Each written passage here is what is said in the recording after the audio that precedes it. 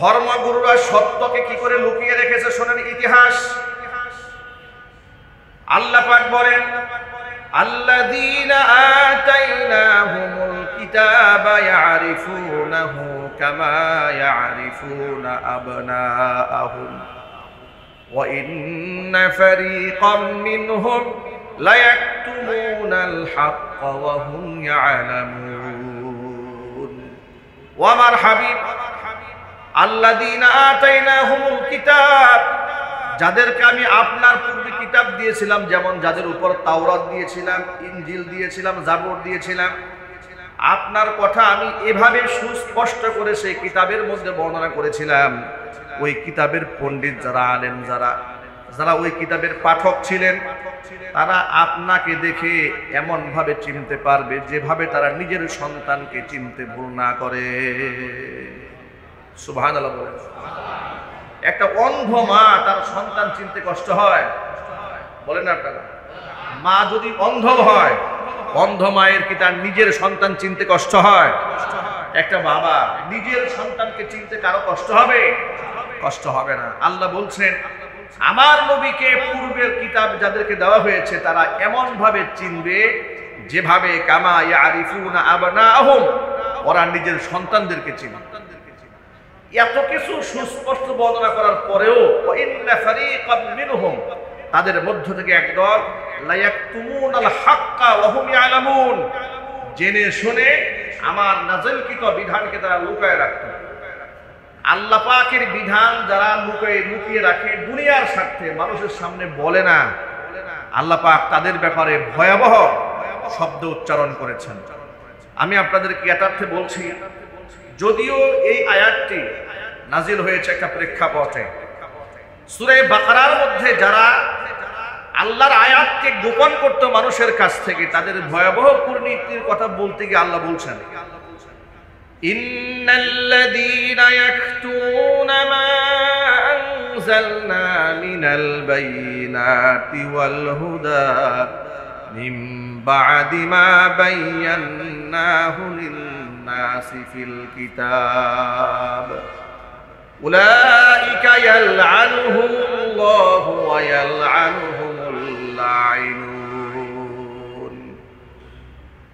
ইন্নাল্লাযীনা ইয়াকতুমুনা, নিশ্চয় যারা লুকিয়ে রাখে, মা আনজালনা মিনাল বায়্যিনাতি ওয়াল হুদা, আমি যে সমস্ত হেদায়েতের বর্ণনা এবং সুস্পষ্ট বর্ণনা যা কিতাবের মধ্যে নাযিল করেছে, ওই বিধানগুলো মানুষের কাছ থেকে যারা লুকিয়ে রাখে, মানুষের সামনে বলে না, উলাইকা ইয়ালআনুহুমুল্লাহ, এদের উপর আমি আল্লাহ পাকের লানত, ওয়া ইয়ালআনুহুমুল লাঈনুন, গোটা জগৎবাসীর লানত ওই সমস্ত আলেমদের উপরে যে আলেমরা দুনিয়ার স্বার্থে আমার আয়াতগুলোকে লুকায় রাখে, মানুষের সামনে প্রচার করে না। জোরে কোন নাউযুবিল্লাহ।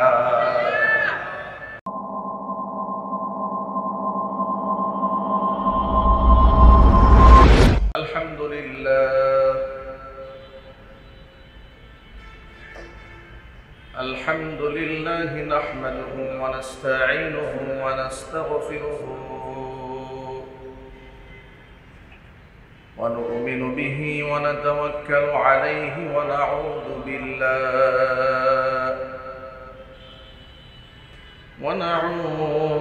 بالله من شرور أنفسنا ومن سيئات أعمالنا.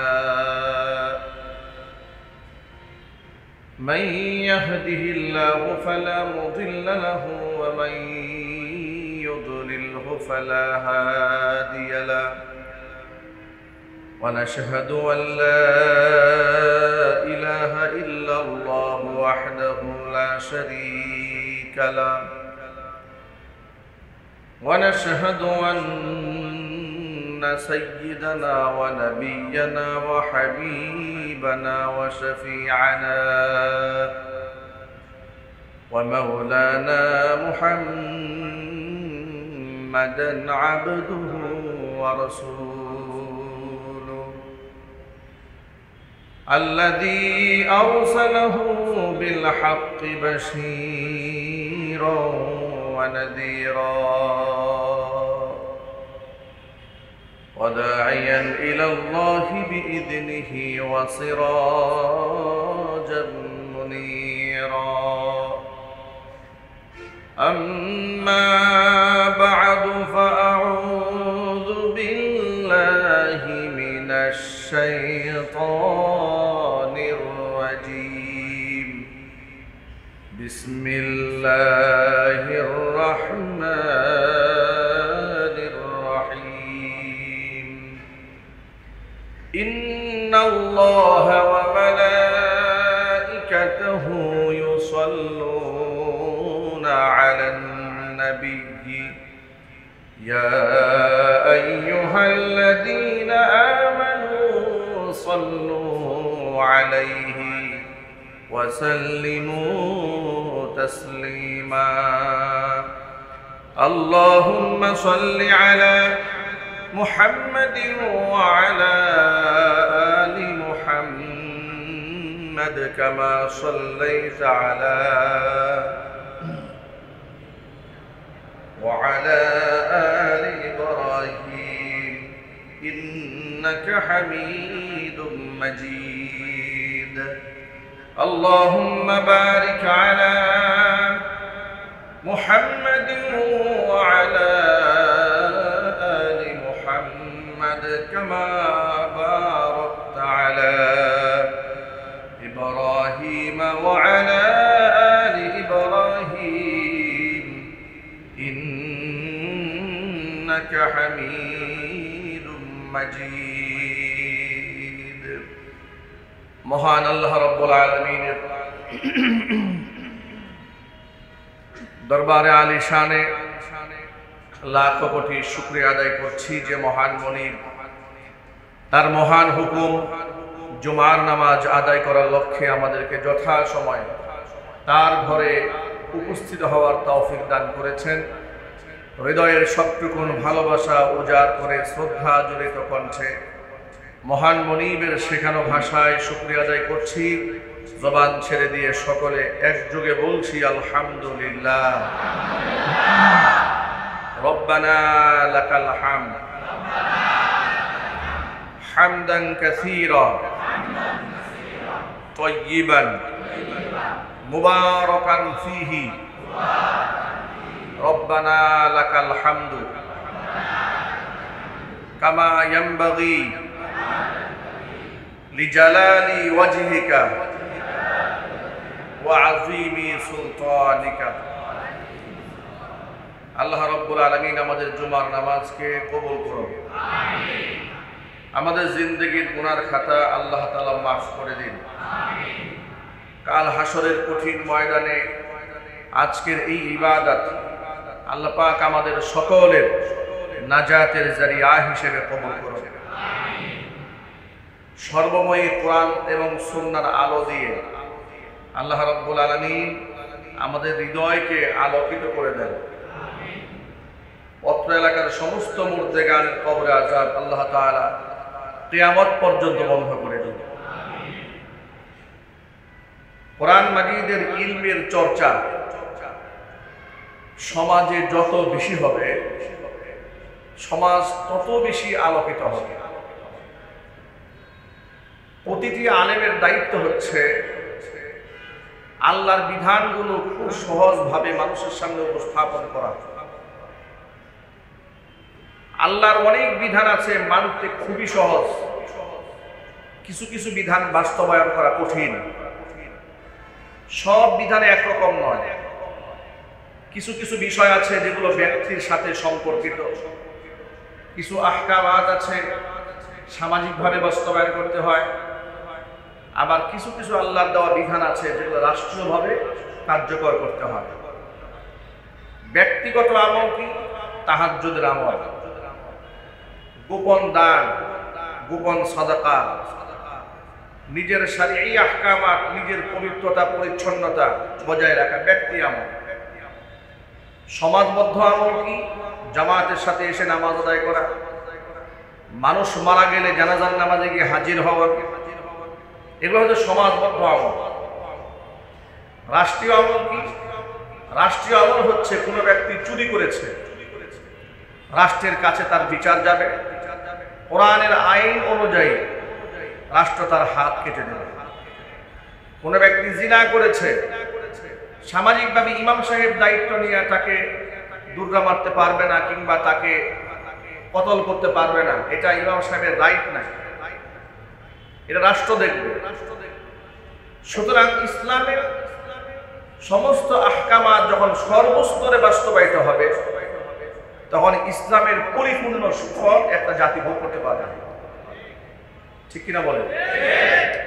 আমরা যেখানে ইসলামকে যতটুকু পালন করেছি, ততটুকু সুখ এবং সমৃদ্ধি আমরা অর্জন করতে পেরেছি। যিনি ইসলামকে যতটুকু ছেড়েছে, পরকালীন হিসাব তো পরের কথা, দুনিয়াতেই তিনি তত মুসিবতের সম্মুখীন হয়েছে। নবী করিম সাল্লাল্লাহু আলাইহি ওয়াসাল্লামের উপর যখন কোরআন শরীফের আয়াতগুলো নাযিল হলো, তখন আল্লাহর নবীর ব্যাপারে পূর্বের কিতাবে যে ভবিষ্যৎবাণীগুলো দেওয়া ছিল, সেই ভবিষ্যৎবাণী অনুযায়ী যে কোনো তাওরাত ইনজিলের আলেম যে কেউ দেখেই নবী করিম সাল্লাল্লাহু আলাইহি ওয়াসাল্লামকে চিনে ফেলতে পারত। এত বেশি রাসূল সাল্লাল্লাহু আলাইহি ওয়াসাল্লাম সম্পর্কে পূর্বের কিতাবে আলোকপাত করা হয়েছে। কিন্তু রহস্যজনক এবং দুঃখজনক বাস্তবতা ছিল, তারা দুনিয়ার স্বার্থ হাসিলের লক্ষ্যে আল্লাহ রসুলকে অস্বীকার করেছে। শুধু অস্বীকার করে নাই, রসুল পাক সাল্লাল্লাহু আলাইহি সাল্লামের উপর নাজিলকৃত বিধিবিধান নিয়ে তারা তামাশা করেছে।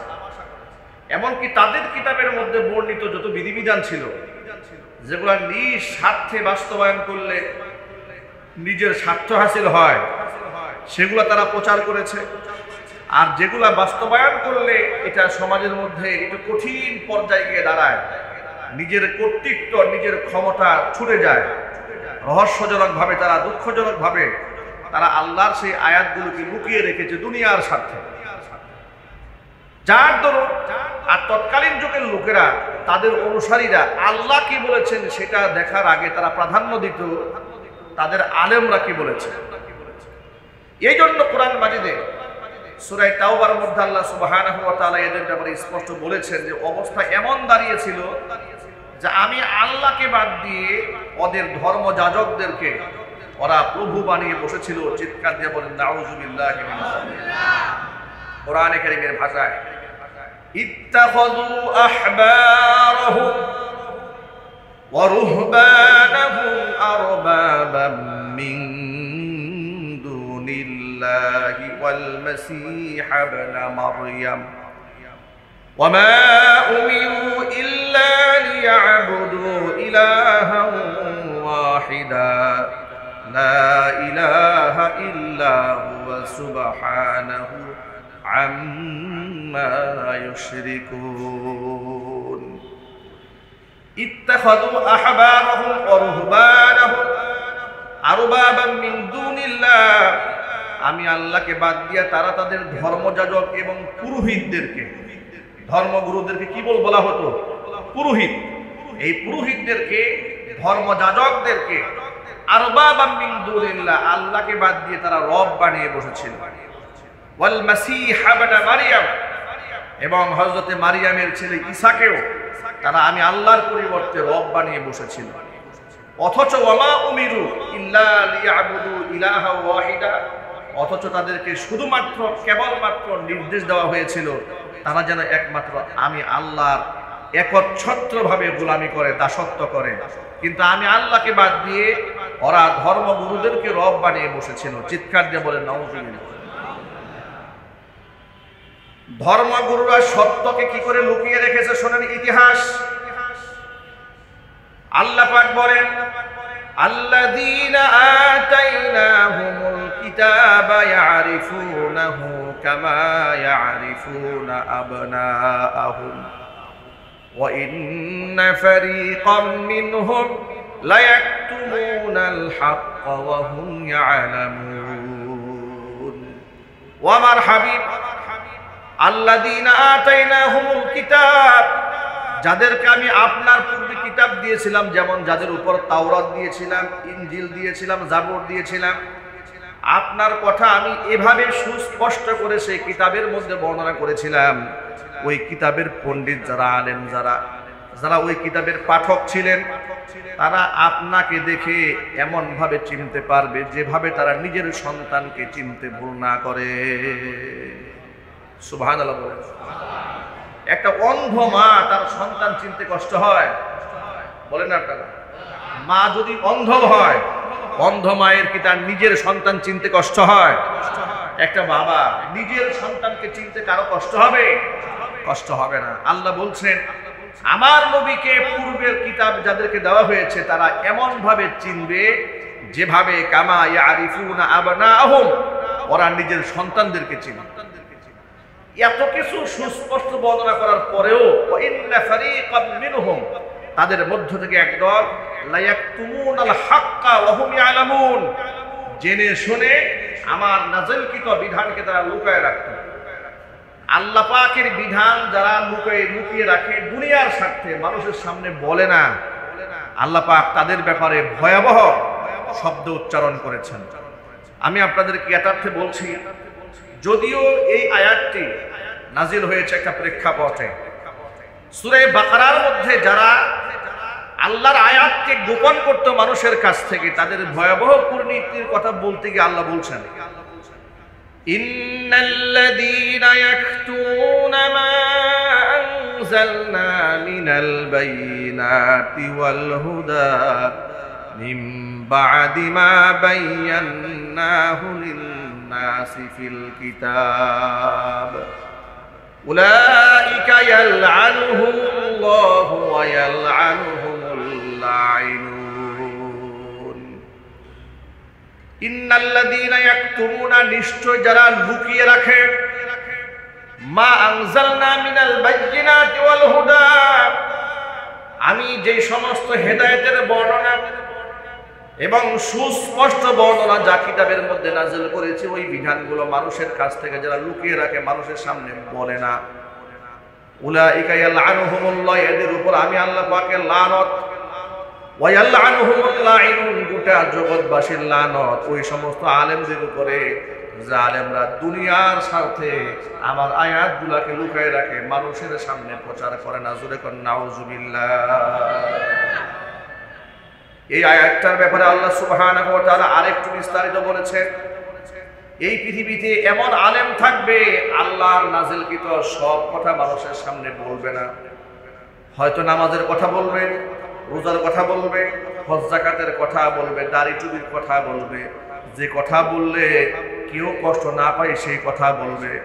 কিন্তু কোরআন মাজিদে এমন অনেক বিধিবিধান আছে যে বিধিবিধানের কথা বলতে গেলে সমাজের মধ্যে সাম্রাজ্যবাদী শক্তি আপনার শত্রু হবে, সমাজপতি আপনার শত্রু হয়ে যাবে, এমপি মন্ত্রী প্রাইম মিনিস্টার আপনার দুশ্মন হয়ে যাবে। এই কথা চিন্তা করে অনেক আলেমরা মিম্বারে বসে কোরআন শরীফের সব কথা মানুষকে বলে না।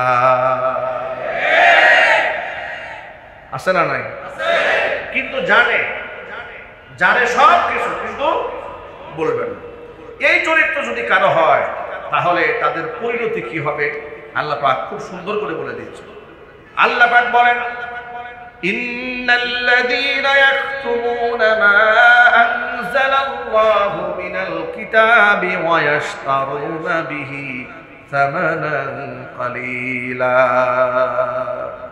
নিশ্চয় যারা আমার নাযিলকৃত কিতাবের আয়াতগুলোকে মানুষের সামনে লুকিয়ে রাখে, ওয়া ইয়াশতারুনা বিহি সামানান কালীলা, এর মাধ্যমে তারা দুনিয়ার সামান্য অর্থ গ্রহণ করে, উলাইকা মা ইয়াকুলুনা ফি বুতুনিহিম ইল্লান নার, এই সমস্ত আলেমরা পেটের মধ্যে আগুন ছাড়া কিছু ভক্ষণ করে না।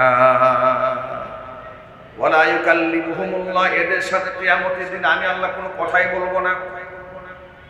ওয়ালা ইউযাক্কিহিম, এদেরকে আমি পবিত্র করব না। ওয়ালাহুম আযাবুন আলীম, এদের জন্য রয়েছে ভয়ঙ্কর শাস্তি, কঠিন যন্ত্রণাদায়ক শাস্তি, অপমানজনক শাস্তি এদের জন্য রয়েছে পরকালে। এই আয়াতটা নাজিল হওয়ার প্রেক্ষাপট হলো তাওরাত, জাবুর, ইনজিল যাদের উপর নাজিল হয়েছিল তারা খুব ভালো করে জানতো মুহাম্মদ সাল্লাল্লাহু আলাইহি ওয়াসাল্লাম শেষ নবী হবেন, তার কাছে তিনি সর্বশেষ নবী, তার কাছে গিয়ে ইসলাম গ্রহণ করা সকলের বাধ্যতামূলক, এবং তিনি যখন তার নবুয়ত যখন প্রকাশিত হবে পৃথিবীর সমস্ত ধর্মের বিধিবিধানগুলো রহিত হয়ে যাবে। নবী করিম সাল্লাল্লাহু আলাইহি ওয়াসাল্লাম দেখেন কিভাবে রহিত হয়। একদিন ওমরে ফারুক রাদিয়াল্লাহু তাআলা আনহু তিনি তাওরাতের একটা পৃষ্ঠা উল্টায় পড়তেছিলেন, তাওরাত কিতাবে। এই দৃশ্য রাসূল দেখলেন। দেখার পরে রাসূল এত রাগ হলেন, উৎসাহ হলেন, একেবারে রক্তিম বর্ণ লাল হয়েছে চেহারা। আল্লাহর নবী সাল্লাল্লাহু আলাইহি ওয়াসাল্লামের রাগান্বিত চেহারা দেখে হযরত ওমর রাদিয়াল্লাহু তাআলা আনহু বুঝতে পারলেন আমি যে তাওরাতের পৃষ্ঠা উল্টায় পড়ছি, রাসূল বড় কষ্ট পেয়েছে। সাথে সাথে তিনি রেখে দিলেন। এবার নবীজি বলেন, আল্লাহর নবী হযরত ওমরকে ডেকে বলে, ওমর শোনো, এই তাওরাতের পৃষ্ঠা কিতাব যে নবীর উপর নাজিল হয়েছে সেই নবী মূসা যদি আজকে বেঁচে থাকতেন, আমি মুহাম্মদ সাল্লাল্লাহু আলাইহি সাল্লামের উপর ঈমান আনা তার জন্য ওয়াজিব হয়ে যেত। আজকে তুমি তাওরাত পড়তেছো, কোরআন নাজিল হওয়ার পরে যার উপর তাওরাত নাজিল হয়েছে সেই মূসা যদি বেঁচে থাকতেন, আমার উপর ঈমান আনা তার জন্য ফরজ হয়ে যেত। চিল্লাবেন আল্লাহু আকবার। তাওরাতের পৃষ্ঠা নবী সাল্লাল্লাহু আলাইহি ওয়াসাল্লাম তাদেরকে পড়তে দেন নাই, অনুৎসাহিত করেছেন। কারণ তাওরাত কিতাবের আহকামাতকে তারা তাহরিফ করেছিল, বিকৃত করে ফেলে দিয়েছে। যে বিধানগুলো মানা সহজ সেগুলো রেখে দিয়েছে, যে বিধানগুলো মানা কঠিন বাদ দিয়ে দিয়েছে, মানুষকে বলতো না। সুতরাং আজকের এই শতাব্দীতে এসেও কোরআন নাজিল হওয়ার পরেও অনেক আলেমরা সমাজে সত্যকে সত্য জেনে বলে না। কেন? বললে বিপদ হবে, মুসিবত হবে। কথা বলেন ঠিক কিনা বলেন? যেমন বাংলাদেশে এমন সময় গেছে যখন ডজনে ডজনে আলেমদেরকে মিথ্যা মামলা দেওয়া হয়েছে। সেই হিসেবে আলেম হিসেবে প্রত্যেকটা আলেমের দায়িত্ব ছিল মিম্বার থেকে এই অন্যায়ের প্রতিবাদ জানানো। সব আলেমরা বলেছে? বলেছে? বলে নাই। কেন? যদি আমার মুসিবত হয় আমার নিজে, বলে নাই। কথা বলতে হবে ঠিক কিনা? ইসলাম বিরোধী কর্মকাণ্ড, রাস্তায় রাস্তায় মূর্তি যখন বানানো হচ্ছিল, সমাজের সব আলেমরা কথা বলেছে? অথচ মূর্তি যে হারাম, বানানো হারাম, পূজা করা হারাম, অর্চনা করা হারাম, ছবি অঙ্কন করে লটকিয়ে রাখা হারাম, ছবিকে ফুল দেওয়া হারাম, জন্মদিবস মৃত্যু দিবস পালন করা হারাম, ইহুদি খ্রিস্টানদের কালচার। এই কমন ব্যাপারগুলো পাবলিক না জানলেও আলেমরা জানে না? আলোচনা বলুন, জানতেন। এরপরে মাসের পর মাস শোকের মাস হয়েছে, আলেমরা কথা বলেন। সব আলেমের কথা বলছি না, অনেক আলেমরা বলেন না। যারা বলেছে তারা বিপদে পড়েছে। কথা বলতে হবে ঠিক কিনা বলে? যারা বলেছে তারা বিপদে পড়েছে। তারাই মৌলবাদ ত্যাগ খেয়েছে, তারাই জামাত শিবির ত্যাগ খেয়েছে, তারাই উগ্রবাদ ত্যাগ খেয়েছে। যাকে যেভাবে দমন করা দরকার তারা সেভাবেই দমন করার চেষ্টা করেছে। আলেমদের দায়িত্বটা কি তাহলে? আলেমদের দায়িত্ব আল্লাহর বিধানকে লুকানো নয়। আপনারা দেখেছেন বিগত জীবনে ছবিকে সামনে রেখে ক্লাসের ছাত্র ছাত্রীরা সিরিয়াল করে ছবিতে ফুলের মালা পরিয়ে চুম্বন দিয়ে দিয়ে বিদায় হয়ে যাচ্ছে। এমন কুফরি সংস্কৃতি বাংলাদেশে তারা চালু করেছিল। কথা বলতে হবে ঠিক কিনা? ভিন্ন একটা ধর্ম বানিয়ে ফেলেছিল আওয়ামে জাহিলিয়াতের আমলে। কি জাহিলিয়াত? আইয়ামে জাহিলিয়াত না, আইয়ামে জাহিলিয়াতের চাইতে আওয়ামী জাহিলিয়াত আরো ভয়ঙ্কর। সেই জাহিলিয়াতের সময় মহিলাদেরকে দিয়া দোয়ার অনুষ্ঠান করে গেছে। অনেকগুলা মহিলা মিলে হাত তুলছে, সব মিলে দোয়া, পুরুষরা দাঁড়ায় আছে, মহিলা দোয়া করতেছে। এরপরে দেখে যে আলেমরা আমাদের পছন্দ করে না, আলেমদেরকে বাদ দিয়া জাহেলকে দোয়া করতে দিছে।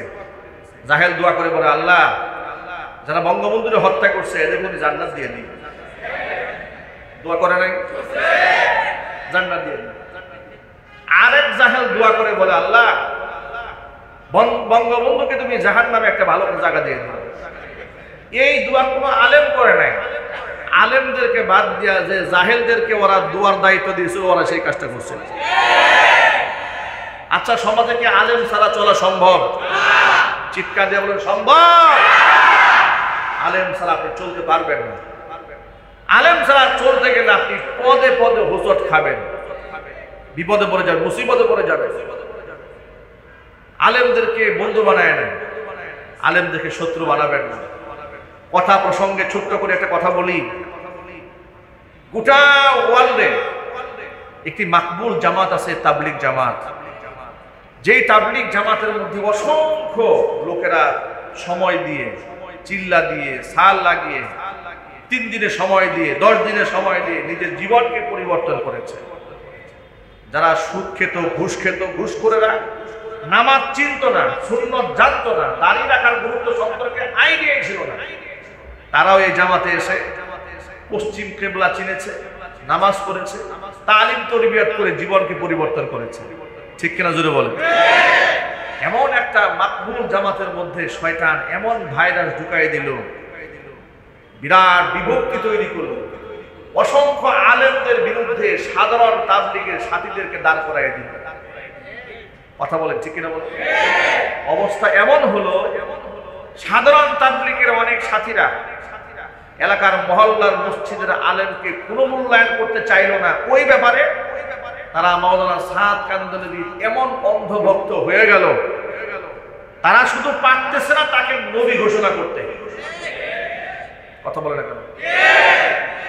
মাওলানা সাদ কান্দলভীর অনুসারীরা শুধু সাদ সাহেবকে নবী ঘোষণা করা বাদ রেখেছে। এমন অন্ধভক্ত যে সাদ সাহেব বিশ্ব, আমি তাকে ছাড়া তবলিগ না। অথচ এটা এমন একটা দাওয়াত, এখানে তো আপনার বড়াইতের কিছু নাই, অহংকারের কিছু নাই, এখানে তো একদলীয় কিছু নাই। কথা বলেন ঠিক কিনা? অথচ অবস্থা কি দাঁড়িয়েছে, গোটা পৃথিবীর মুহাক্কিক গবেষক আলেমরা বললেন, মাওলানা সাদ সাহেব বয়ানের মধ্যে ভ্রান্ত কথাবার্তা বলেন, ইসলামের আকীদার সাথে সাংঘর্ষিক হয়, আহলুস সুন্নাহ ওয়াল জামাতের আকীদার সাথে সম্পর্কিত হয় না, সংঘর্ষ বেঁধে যায়, এমন কথা তিনি বলেন। কিংবা বলতে গিয়ে অনেক সময় নবীদের শানে বিয়াদবমূলক কথাবার্তা বলে ফেলেন। অসংখ্য নবীদের শানে, মুহাম্মদ সাল্লাল্লাহু আলাইহি ওয়াসাল্লামের শানে বলেছেন, যিনি তিনি তার বিবাহের ওলিমা খেজুর দিয়া করেছিলেন, খাসি দিয়া করেন নাই, এই জন্য তার উপর বিপদ চলে আসছিল। নাউজুবিল্লাহ বলবেন। মুসা আলাইহিস সালাতু ওয়াস সালাম সম্পর্কে মন্তব্য করেছেন, একের পর এক নবীদের ব্যাপারে অবলীলায় মন্তব্য করেছেন। এগুলো শোনার পরে আলেমরা সিদ্ধান্ত নিলেন, এইভাবে যদি চলতে থাকে তাহলে তো বিরাট একটা অংশের মানুষ বিভ্রান্ত হয়ে যাবে, নবীদের ব্যাপারে ভুল মেসেজ চলে যাবে। ঠিক কিনা বলেন? অথচ আহলুস সুন্নাহ ওয়াল জামাতের আকীদা হচ্ছে পৃথিবীর সমস্ত নবীগণ বেগুনা মাসুম, তাদের সমালোচনা করা যাবে না। আবার নবীদের সমালোচনা তো দূরের কথা, আপনি তো সাহাবীদের সমালোচনা করতে পারবেন না। সাহাবা ইকরামের সমালোচনা করা জায়েজ আছে? আল্লাহ নবী সাল্লাল্লাহু আলাইহি ওয়াসাল্লাম বলে দিয়েছেন, আল্লাহ আল্লাহ ফি আসহাবি, আমার সাহাবীদের ব্যাপারে আল্লাহকে ভয় করো, আল্লাহকে ভয় করো। লা তাত্তাখিযুহুম গরাদাম মিন বাদি, আমার পরে তোমরা আমার সাহাবীদেরকে সমালোচনার টার্গেটে পরিণত করো না। ফামান আহাব্বাহুম ফাবিহুব্বি আহাব্বাহুম, কেউ যদি সাহাবীদেরকে ভালোবাসে সে আমি নবীকে ভালোবাসার কারণে ভালোবাসে।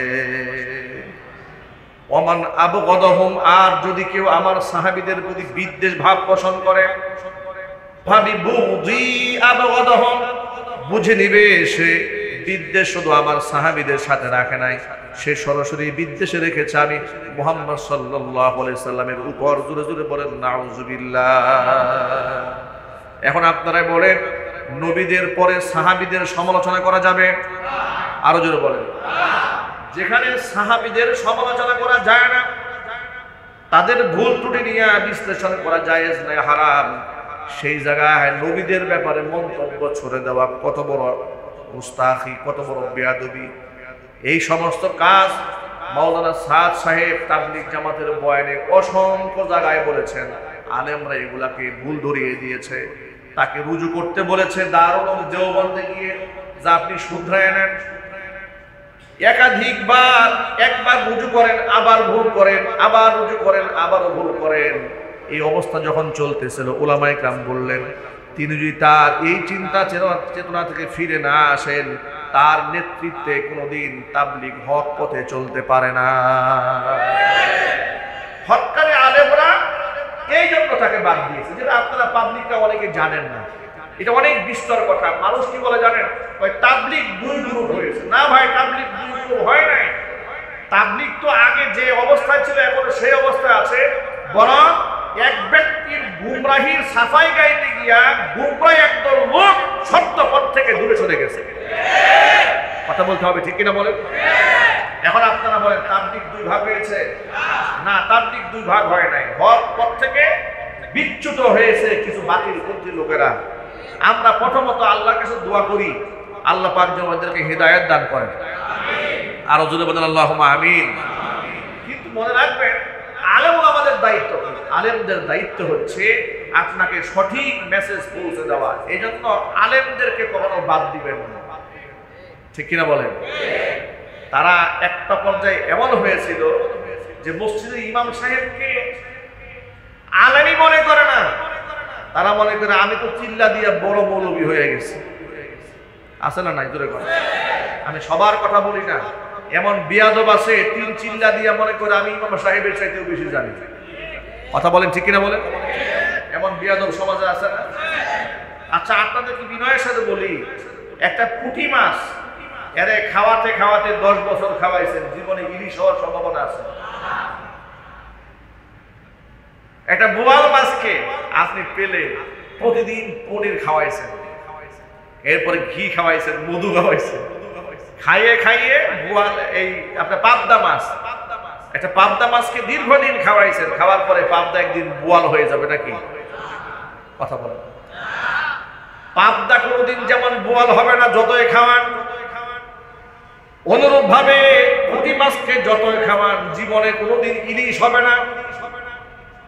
অনুরূপ ভাবে ডাক্তারখানায় কম্পাউন্ডার নার্স গুলো আছে না নাই? নার্স যদি 30 বছরের অভিজ্ঞতা থাকে এমবিবিএস ডাক্তার হয়ে যাবে? কথা বলেন, ডাক্তার হবে? হবে না। নার্স যেমন 30 বছর নার্সিং করলেও ডাক্তার হয় না, পুঁটি মাছ যেমন 30 বছর খাওয়ালেও ইলিশ হয় না, পাবদা মাছ যেমন 50 বছর খাওয়ালেও পাবদা বোয়াল হবে না। চিল্লা যদি 100 বছরও দেয়, 100 বছরও চিল্লা দিল ব্যক্তি আলেম হবে না। অতএব ওই ভাব ধরার কোনো সুযোগ নাই। কি ভাব, চিল্লা একটা দিয়া বুড়ি নিয়ে বসে থাকে মসজিদের কোনায়।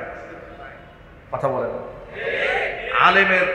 আলেম সাহেব বয়ান করে, উনি জোরকে কিছু মনে করে না, কোনায় বসে মনে করে চিন্তা করে হুজুর আর কি বয়ান করবে, আমি তো আল্লামাতুদ্দাহা। কথা বলেন, ঠিক কিনা? আমি চিল্লা দিয়েছি 3টা। এই ভাব আলেমরা তো আপনাদের সাথে ভালো জানেন, আলেমদের মতামত মেনে নেন। তখন তারা কি বলে জানেন? আরে মিয়া, আলেমদের মতামত আমরা মানি, আমাদের সাথে তো আলেম আছে।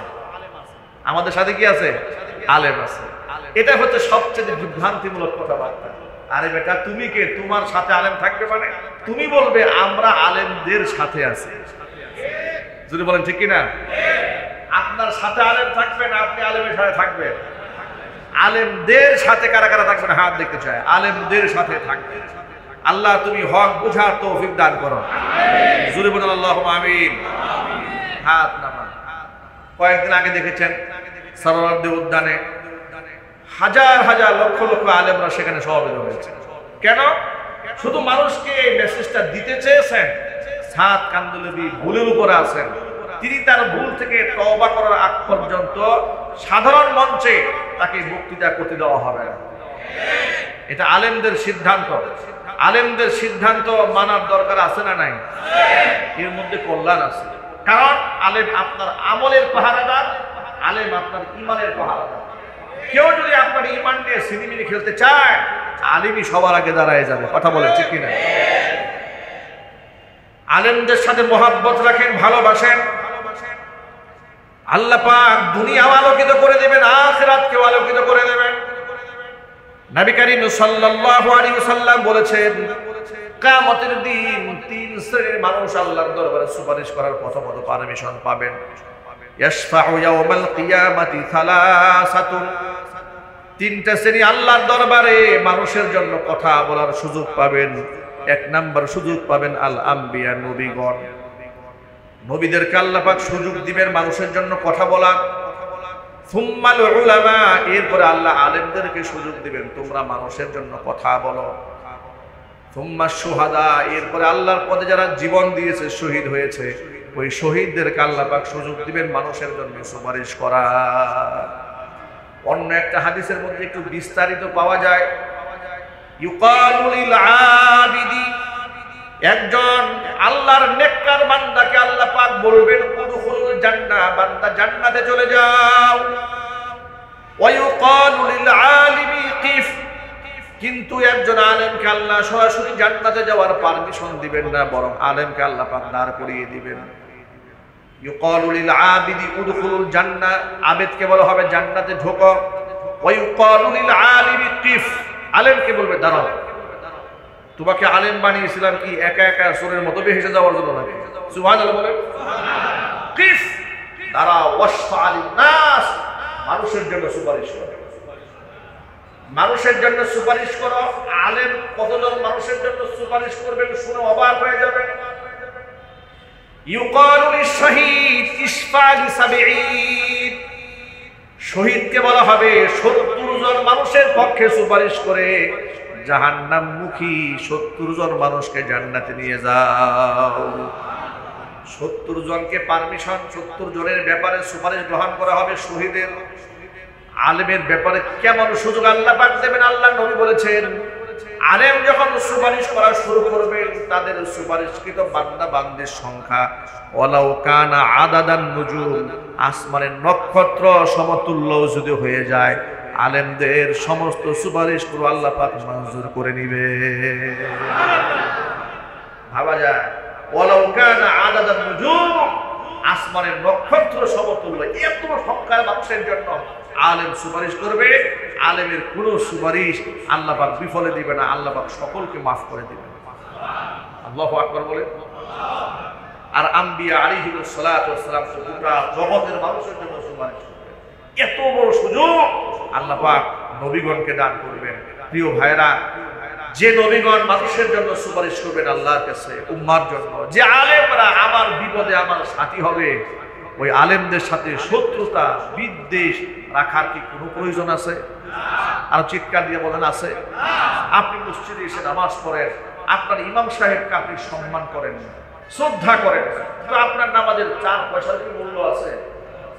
আপনি তো যার যে ইসলামের ধারক এবং বাহকদেরকে মূল্যায়ন করেন, তা আপনি নামাজ পড়েন কার জন্য? যেখানে নবী করিম সাল্লাল্লাহু আলাইহি সাল্লাম বলেছেন, ফাদলুল আলিমি আলাল আবিদি কা ফাদলি আলা আদনাকুম। ও সাহাবীরা, তোমাদের ভিতরে সবচেয়ে আদনা তবকার সাহাবীর উপরে আমি নবীর মর্যাদা যেমন, একজন সাধারণ মুসল্লির তুলনায় আল্লাহর কাছে একজন আলেমের মর্যাদা এত বড় সম্মান একজন আলেমের। আর আপনি আলেমের সাথে শত্রুতা করেন, বিদ্বেষ ভাব রাখেন। নবী করিম সাল্লাল্লাহু আলাইহি ওয়াসাল্লাম বলেছেন, হাদিসে কুদসিতে এসেছে, আল্লাহ বলেছেন, মান আদালি ওয়ালিয়ান ফাকাদ আযানতুহু বিল হারবি। কোন ব্যক্তি যদি আমার ওলির সাথে দুশমনি করে, আল্লাহ বলেছেন আমার ওলির সাথে কেউ যদি দুশমনি রাখে, তাদের বিরুদ্ধে আমি আল্লাহ নিজে যুদ্ধের ঘোষণা করি। সমস্ত আলেমরা আল্লাহর বন্ধু। কার বন্ধু যদি বলেন? আলেমরা যে আল্লাহর ওলি, এতে আপনাদের সন্দেহ আছে? চিল্লায় বলেন, সন্দেহ আছে? আলেমরা মানুষকে হক হালাল বোঝান, নিজেরা হক হালাল মতো চলেন, হারাম কাজের সাথে আলেমরা জড়িত হন না। আলেমদের এত তবকাত, এত মর্যাদা।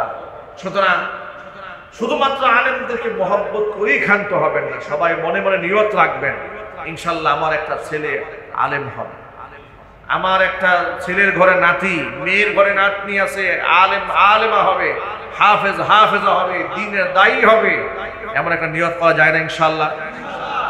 আগামীর বাংলাদেশ তো ইসলামের বাংলাদেশ হবে ইনশাল্লাহ। বলেন না ইনশাল্লাহ? এই দেশের আলেমদেরকে তো পিছায় রেখেছে বুদ্ধিজীবী নাস্তিক বেঈমানেরা।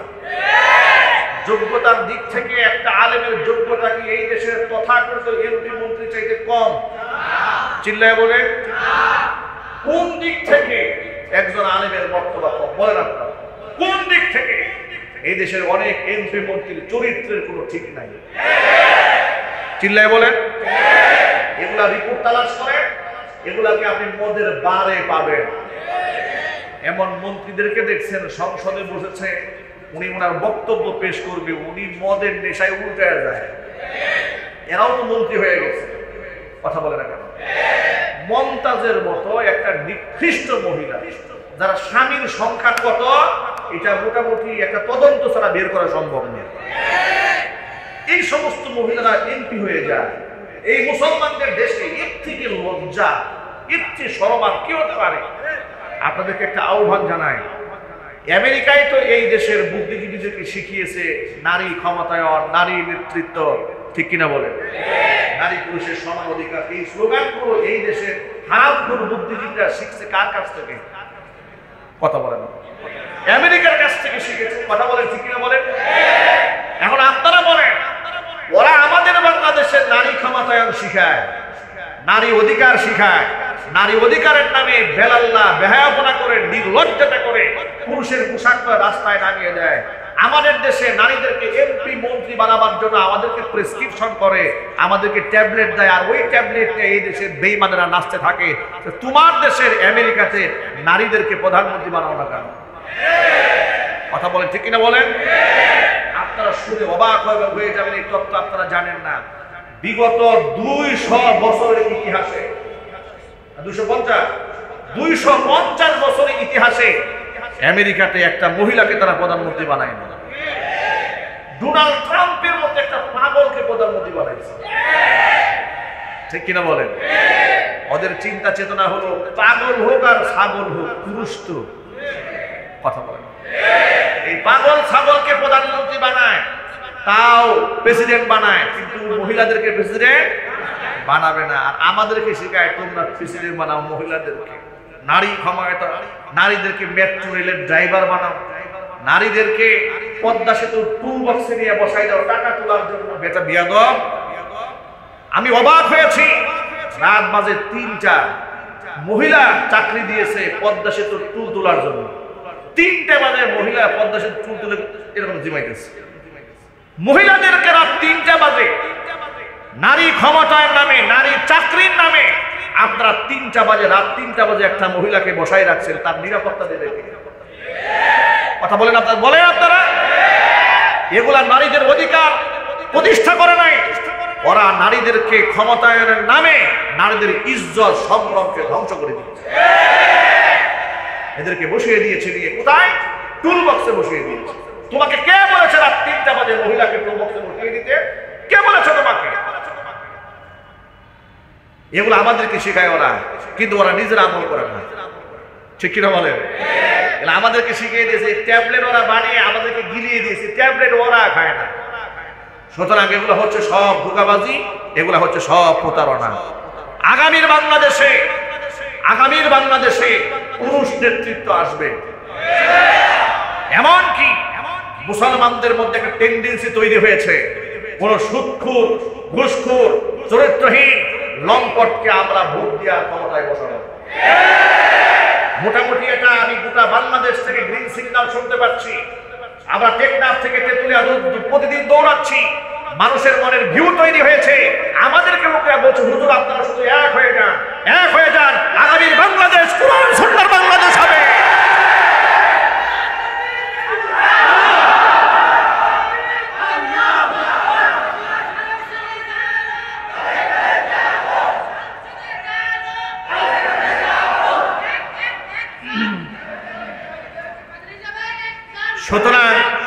সুতরাং শোনেন, আগামীর সংসদ কোরআন দিয়ে চলবে ইনশাআল্লাহ। বলেন কোন বেনামাজি, কোন মিথ্যাবাদী, কোন ধর্ম নিরপেক্ষতাবাদী যারা কোরআনকে বাইপাস করে রাজনীতি করতে চায়, এদেরকে আর বাংলাদেশে রাজনৈতিক প্ল্যাটফর্মে দাঁড়াতে দেওয়া হবে না।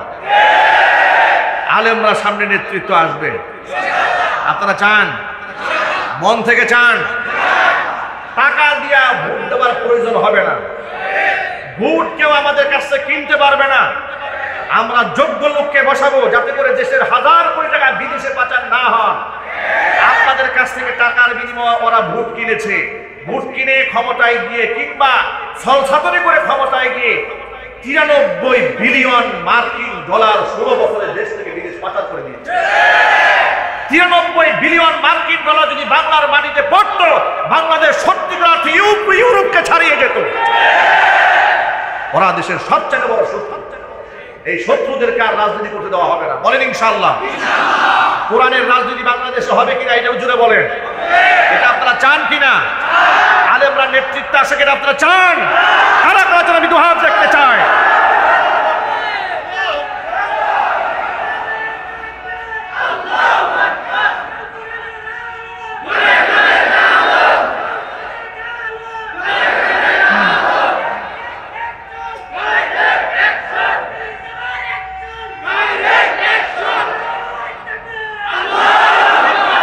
আল্লাহ রাব্বুল আলামিন গোটা জাতিকে ঐক্যবদ্ধ হওয়ার তৌফিক দান করুন। আমিন। বাংলাদেশের প্রতি ইঞ্চি মাটি ইসলামের জন্য আল্লাহ পাক কবুল করুন। আমিন। ইসলামের শত্রুরা কিন্তু বসে নাই। ওরা বাংলাদেশে একটা ধর্মীয় দাঙ্গা লাগাবার চেষ্টা করছে। ইসকনকে লেলিয়ে দিয়েছে। ওরা মুসলমানদের পায়ে পাড়া দিয়ে ঝগড়া করার চেষ্টা করছে। ওরা সেনাবাহিনীর গায়ে গরম পানি ছুঁড়েছে, এসিড নিক্ষেপ করেছে, পুলিশদেরকে আহত করেছে, মুসলমানদের দোকানপাট ভাঙচুর করেছে। আপনারা ওদের উস্কানিতে পা দেবেন না। ওরা চাচ্ছে আমাদের পার্শ্ববর্তী দেশ তৈরি, আমাদের এমন বন্ধু, এরকম বন্ধু থাকলে আমাদের শত্রু না থাকলেও চলবে। ঠিক কিনা বলে? ওরা কখনো আমাদেরকে বন্যা দিয়ে মারতে চায়, কখনো পিঁয়াজ আটকায় দিয়ে না খাওয়ায় মারতে চায়, আবার কখনো দাঙ্গা লাগিয়ে দিয়ে মারতে চায়। নানাবিধ ষড়যন্ত্র চক্রান্ত চলছে। এই ফাসাদের মধ্যে পা দেবেন না। ইসকনের সদস্যরা যতই ধাবাধাবি লাফালাফি করুক না কেন, ওদের পাতানো ফাঁদে কোনো মুসলমান পা দেবে না। কিন্তু এ কথাও সত্য, ইনশাআল্লাহ এদের প্রত্যেকের তালিকা করে এদের বিরুদ্ধে যথাযথ আইনানুগ ব্যবস্থা গ্রহণ করা হবে। ইনশাআল্লাহ বলেন। ধর্মীয় দাঙ্গায় যাওয়া যাবে না, ব্যক্তিগত আইন হাতে নেওয়া যাবে না। আল্লাহ রাব্বুল আলামিন যে কথাগুলো যেন আমাদের সকলকে আমল করার তৌফিক দান করেন। সকলেই জোরে বলুন আল্লাহুম্মা আমিন। ওয়া আখিরু দাওয়ানা আলহামদুলিল্লাহি রাব্বিল আলামিন।